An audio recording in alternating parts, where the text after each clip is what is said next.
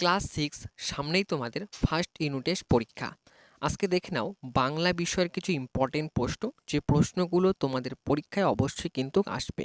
প্রথম পর্যায়ক্রমিক মূল্যায়ন 2026 ষষ্ঠ শ্রেণী, বিষয় বাংলা। মরুতটে দাঁড়িয়ে আছে কোন গাছ? পাইন গাছ কি স্বপ্ন দেখে? শঙ্করের স্বপ্নের রং কি? শঙ্কর কিসের স্বপ্ন দেখে? এখানে কিন্তু উত্তর করা নেই, তোমরা যারা উত্তর জানো অবশ্যই কিন্তু আমাকে কমেন্ট করে জানাবে। অশ্বত্থ গাছকে প্রতীক জনের ছাতা বলা হয়েছে কেন?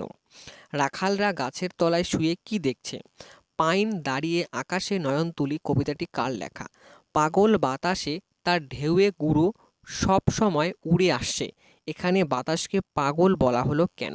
স্বপ্নে সে অনেক কিছু জানতে পেরেছে, কার স্বপ্ন দেখার কথা বলা হয়েছে? স্বপ্ন দেখে সে কি জেনেছে?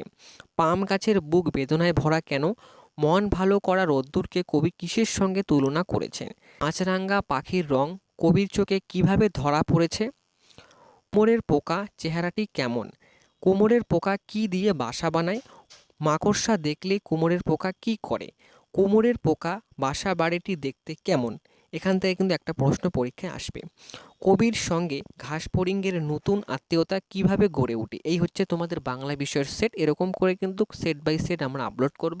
সেই অর্থে কিন্তু প্রত্যেকটা ভিডিও খুব ভালোভাবে দেখবে, তাই কাজে কিন্তু অবশ্যই চ্যানেলটিকে সাবস্ক্রাইব করে রাখবে। এই প্রশ্নগুলো থেকেই কিন্তু এই ভিডিওগুলো ভালোভাবে ফলো করলেই কিন্তু তোমাদের পরীক্ষা নিশ্চিত ভালো হবে।